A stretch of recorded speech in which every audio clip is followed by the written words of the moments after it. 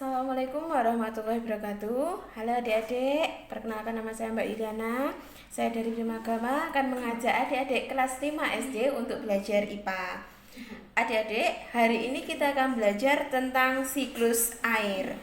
Ada yang tahu nggak air itu apa? Air merupakan salah satu sumber daya alam yang memiliki banyak manfaat bagi makhluk hidup. Semua makhluk hidup pasti membutuhkan air untuk kelangsungan hidupnya. Misalkan untuk mandi, untuk minum, untuk mencuci baju, untuk menyiram bunga, dan lain-lainnya. Pertanyaan saya, mengapa di bumi selalu ada air? Kenapa kok nggak pernah habis-habis airnya? Padahal setiap hari kita selalu memakai air. Jawabannya, karena air mengalami yang namanya siklus air atau yang disebut dengan daur air. Siklus air itu merupakan proses perputaran air yang terjadi secara terus-menerus di permukaan bumi ke atmosfer dan kembali lagi ke permukaan bumi. Itu yang disebut dengan siklus air. Siklus air biasanya disebut dengan siklus hidrologi. Siklus air mempunyai 4 tahap, yaitu ada evaporasi, kondensasi, presipitasi, dan infiltrasi. Oke, saya jelaskan untuk proses siklus airnya.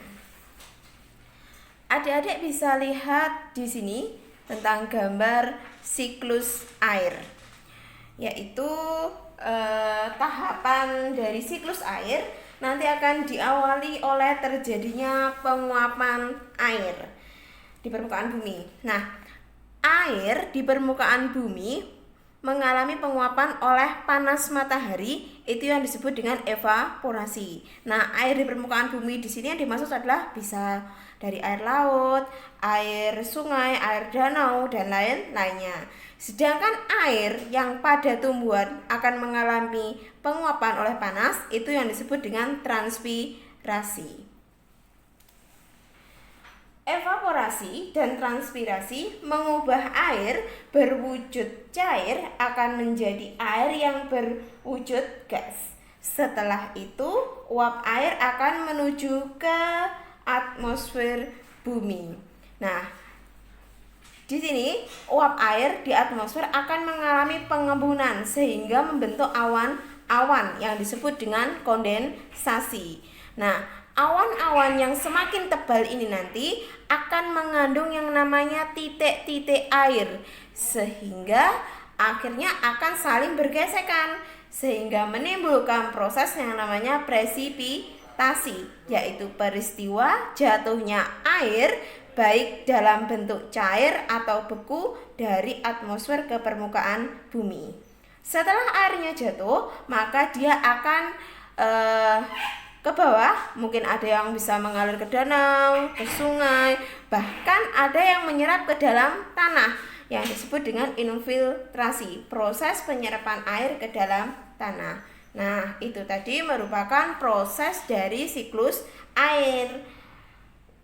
Air yang ada di permukaan bumi tadi akan kembali mengalami siklus air mulai dari evaporasi, kondensasi, presipitasi, infiltrasi, dan kembali lagi sampai terus-menerus. Itu yang menyebabkan air di bumi tidak pernah habis.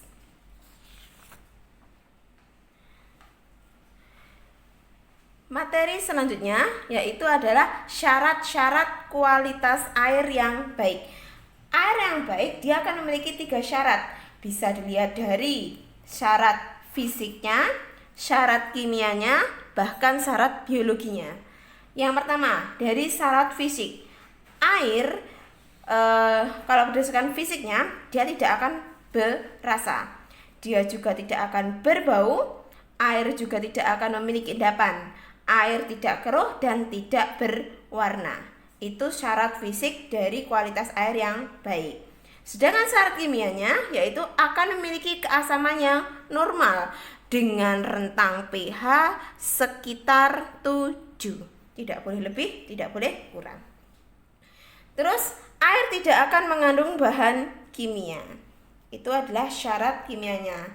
Terus selanjutnya ada syarat biologi. Syarat biologinya, air tidak akan mengandung bakteri patogen karena itu bisa membahayakan bagi tubuh makhluk hidup.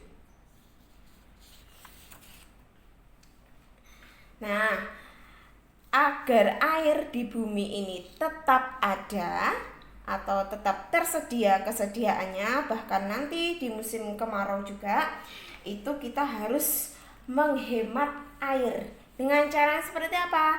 Misalkan kamu mencuci pakaian dengan air yang secukupnya saja. Terus yang kedua, menggunakan air bekas untuk mencuci beras atau sayuran untuk menyiram tanaman. Yang ketiga, menghemat air ketika mencuci kendaraan. Itu mungkin 3 contoh dari cara memelihara ketersediaan air. Oke, karena materi tentang siklus air sudah selesai. Kalau ada yang ditanyakan, mungkin di pertemuan selanjutnya. Kalau gitu, saya akhiri. Assalamualaikum warahmatullahi wabarakatuh.